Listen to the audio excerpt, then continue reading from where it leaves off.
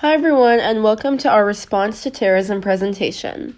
Our group chose to do the Christchurch mosque terrorist attacks in New Zealand. This is by Kara Adams, Audrey Watson, and Kate Chrisman.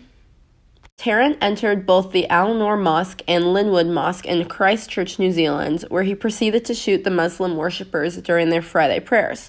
So he first went to the Al Noor Mosque and he shot the mosque up there, and then he drove to the Linwood Mosque and shot more people at that one.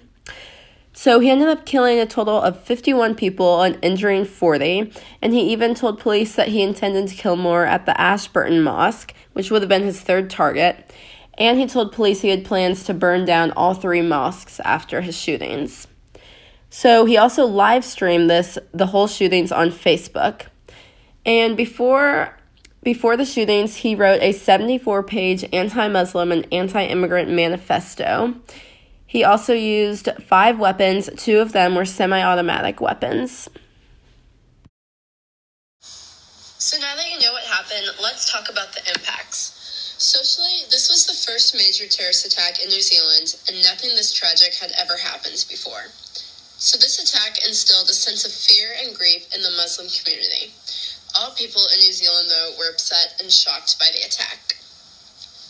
Politically, Prime Minister Jacinda Ardern responded immediately to the attacks. She was praised worldwide for how quick and efficiently she responded. She passed new gun reform laws, which included the banning of all semi-automatic guns, and she required all gun owners to turn in semi-automatics or assault rifles if they owned them. And New Zealand actually ranks 17th in the world in gun ownership, which is pretty high, so this is why these gun reforms were very big for people living in New Zealand. Economically, New Zealand's economy did not necessarily suffer after the attacks. However, Ardern's Gun Reform Act included gun buybacks on all firearms, so citizens were getting paid to turn in their guns.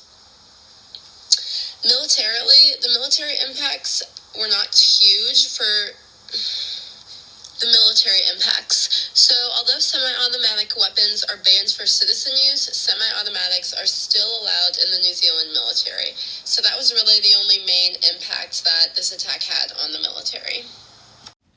So one really important thing to consider when looking at this is the political parties in New Zealand.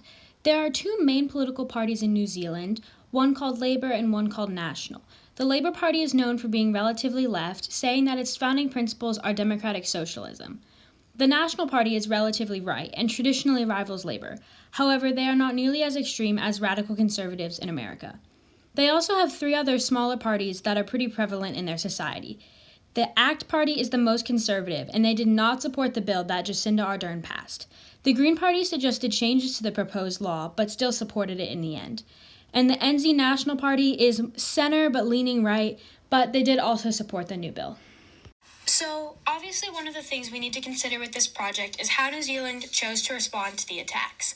Prime Minister Jacinda Ardern, this is a photo of her here, immediately labeled the attack as terrorism. And following 9/11, immediately labeling something as terrorism is a really big deal on the political stage. She also made immediate changes in gun laws. Some of these changes included banning all semi-automatic guns and assault rifles and requiring gun owners to turn them in. What they did here was a process called gun buybacks, where the government would give citizens money in exchange for their weapons that had now been made illegal. The problem with this, however, is that the citizens were given no choice whatsoever. They had to turn them in no matter what. And an interesting thing to consider here is that despite its small size, New Zealand is ranked 17th in the world for gun ownership. So when you compare this to how small New Zealand is, that's a really interesting fact to consider when thinking about the effects of how we respond. Her plan also reduced the length of firearm licenses from 10 to 5 years. And this meant that first-time license holders could have their licenses revoked or their licenses could expire unexpectedly early. So obviously, there are some problems with Ardern's response. And one of the big questions that my group kept asking throughout this project is whether or not support for Ardern's response to the attack is as bipartisan as it seems. And the answer is no, and here's why. There seems to be a general Western consensus in media, meaning that in big international papers, there's often a consensus that seems to create almost universal support and accolade for Ardern's response to terrorism. But in truth, there are plenty of powerful, influential individuals who do not agree with her response and subsequent reforms. An example of an individual like this is our President Trump. He is not a big fan of how Ardern chose to respond to the attacks, and this plays into power politics. So power politics is the idea that global powers have huge impacts on a country's response. The U.S., which is generally viewed as a global hegemony, is not in agreement with Ardern's response, and this lack of support from a global power could influence the decision that they make when thinking about how they should respond to the attacks. Another thing they must consider is a fear factor. For the first time in history, New Zealand faced a large-scale terrorist attack. All citizens, Muslim or not, were terrified. This fear had huge repercussions for Ardern's handling of the response, and this can be easily compared to the U.S.'s fear post 9/11, which impacted how Bush chose to respond to the attacks. He initiated the War on Terror, which is something very interesting to consider, because looking back, it may not have been the best thing to do, but at the moment, the fear factor seemed to make it seem as though he absolutely needed to initiate the War on Terror. So this brings me to my final point. Is support for her response actually as bipartisan as it seems? At the beginning, it might have been. But in the last year, support for Ardern's reforms has decreased dramatically, especially from more right-leaning citizens and politicians, as well as gun owners, users, and sellers. This has made her gun reform, and the gun buybacks especially, almost impossibly hard to enact, rendering it almost useless compared to a less intense reform that would not have required such a thing.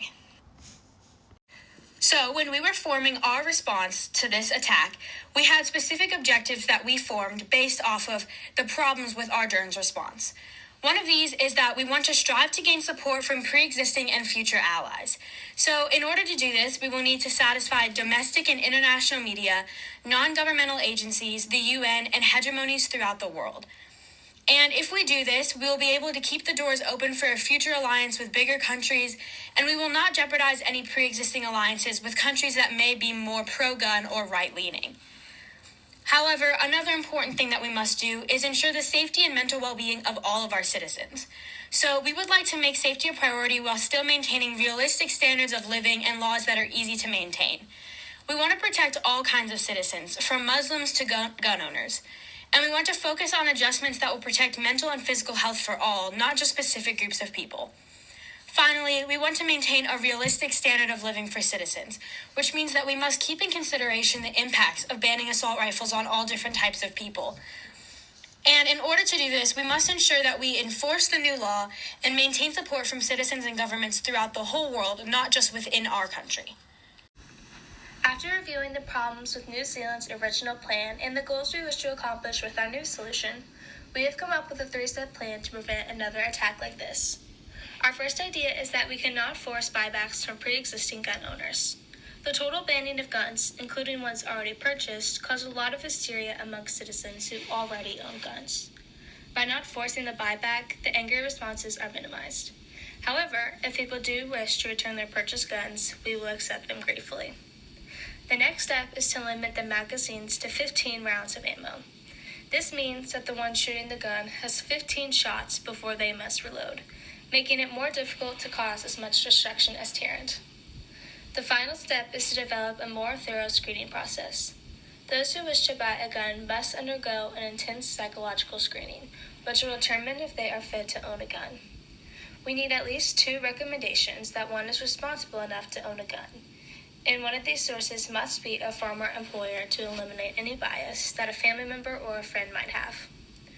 We also must take into account recent immigration.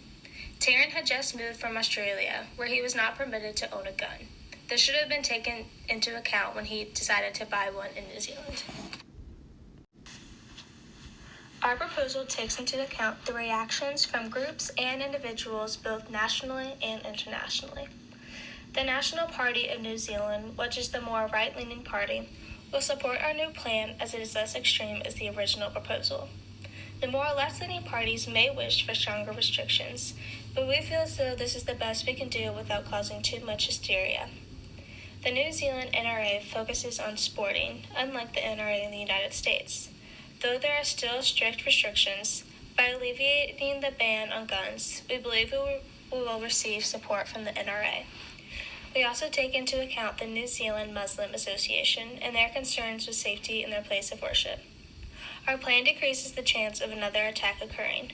We recognize that the U.S. does not support the restrictions of guns due to their Second Amendment, but this is necessary for the betterment of our country, and by not totally banning guns, we expect more support from them. We also expect support from other major countries of the UN, including the United Kingdom, France, China, and Russia, though they might push for some more restrictions. We believe our proposal is justified because it takes into consideration the perspectives of not only New Zealand citizens, but also international concerns. It provides security for the Muslim community and does not punish pre-existing gun owners.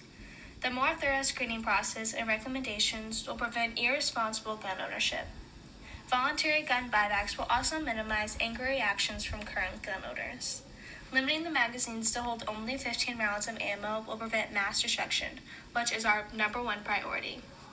Thank you guys for listening, and if there's any questions, we will take them now.